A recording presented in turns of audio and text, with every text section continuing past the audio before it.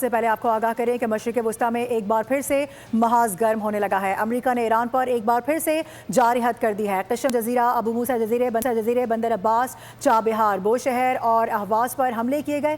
Saint کام کے مطابق امریکی فوج نے عسکری ٹھکانوں کو نشانہ بنایا۔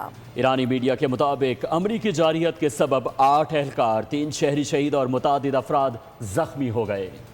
امریکی جارحیت نے جنگ کی آگ بھڑکا دی، ایران کے مختلف شہروں اور تنصیبات پر دھاوا بولا۔ فضائی حملوں میں قشم، ابو موسیٰ، بندر عباس، چابہار، بوشہر اور اہواز کو نشانہ بنایا گیا۔ جنوبی ساحلی علاقوں میں کئی زوردار دھماکے سنے گئے۔ سرک اور کونار کے قریب بھی دھماکوں کی اطلاعات سامنے آئی۔ ایران شہر ایئرپورٹ پر تنصیبات پر حملے میں ایک فائر فائٹر جاں بحق ہو گیا۔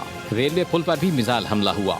ایرانی میڈیا کے مطابق پل پر 7 میزائل یا پروجیکٹائل داغے گئے۔ 2 میزائل ریلوے ٹریک پر پھٹے جس سے ریلوے لائن کو نقصان پہنچا۔ پاسداران انقلاب کے مطابق پل کو امریکی کروز میزائل سے نشانہ بنایا گیا۔ امریکی سینٹ کام کے مطابق کارروائی عسکری اہداف کے خلاف کی گئی۔ بیان میں کہا گیا کہ اس کا مقصد آبنۂ ہرمز میں بین الاقوامی جہاز رانی کو لاحق خطرات کم کرنا ہے۔ امریکی فوج کے مطابق فضائی دفاعی نظام، ساحلی ریڈار اور اینٹی شپ میزائل تنصیبات کو نشانہ بنایا گیا۔ امریکی سینٹرل کمانڈ نے ایران کو حالیہ کشیدگی کا ذمہ دار قرار دیا ہے۔ مبصرین نے خبردار کیا ہے کہ یہ حملے بڑی جنگ میں بدل سکتے ہیں۔